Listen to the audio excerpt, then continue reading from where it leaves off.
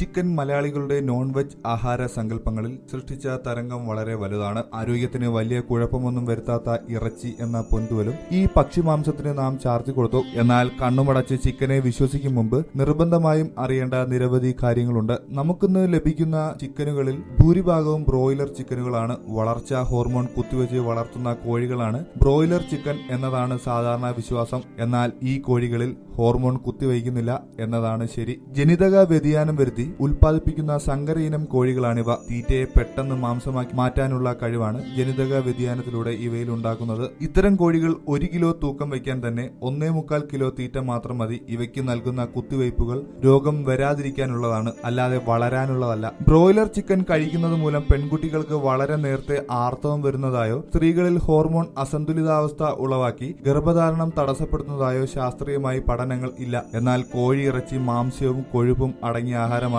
ഇത് കറിവച്ചും പൊരിച്ചും വറുത്തും കൂടുതൽ കഴിക്കുമ്പോൾ ലഭിക്കുന്ന അമിതോർജവും കുട്ടികളുടെ കായിക വിനോദങ്ങൾ കുറഞ്ഞ ജീവിതശൈലിയും ചേരുമ്പോൾ ആർത്തവം വരുന്നതിനുള്ള ക്രിട്ടിക്കൽ വെയിറ്റ് അഥവാ നിർണായക തൂക്കം നേരത്തെ തന്നെ എത്തുന്നു. ഇത് പെൺകുട്ടികൾ ആർത്തവം നേരത്തെ വരാൻ കാരണമാകും. ആഹാരത്തിലൂടെ കൂടുതലായി ശരീരത്തിൽ കൊഴുപ്പടിയുന്നതിലൂടെ അരോമാറ്റേസ് എന്ന എൻസൈമിന്റെ അളവ് കൂടും. അത് ശരീരത്തിൽ ഈസ്ട്രജന്റെ അളവ് വർദ്ധിപ്പിക്കുകയും തൽഫലമായി ശരീരത്തിൽ ടെസ്റ്റോസ്റ്റിറോൺ ഈസ്ട്രജൻ ഹോർമോൺ അനുപാതം വ്യത്യാസപ്പെടുകയും ചെയ്യും. പോളിസിസ്റ്റിക് ഓവേറിയൻ ഡിസോർഡർ പോലുള്ള പ്രശ്നങ്ങൾക്കും ഗർഭധാരണം തടസ്സപ്പെടാനും ഇത് ഇടവരുത്താം. ഗോവയിലെ ഇന്ത്യൻ മെഡിക്കൽ അസോസിയേഷൻ നടത്തിയ പഠനത്തിൽ മാരകമായ ക്യാൻസർ ഉൾപ്പെടെയുള്ള പലവിധ ആരോഗ്യ പ്രശ്നങ്ങളിലേക്കും ബ്രോയിലർ ചിക്കൻ വഴിവെക്കുന്നതായി കണ്ടെത്തിയിരിക്കുന്നു. മാത്രമല്ല, ന്യൂഡൽഹിയിലെ centre for science and environment പുറത്തുവിട്ട റിപ്പോർട്ട് അനുസരിച്ച് ബ്രോയിലർ കോഴികളിൽ ഉപയോഗിക്കുന്ന ആന്റിബയോട്ടിക്കുകൾ പ്രതിരോധ ശേഷി നഷ്ടപ്പെടുത്തുകയും ആന്റിബയോട്ടിക്കുകൾ ശരിയായ രീതിയിൽ പ്രവർത്തിക്കാതിരിക്കുകയും ചെയ്യുന്ന അവസ്ഥയുമുണ്ട്.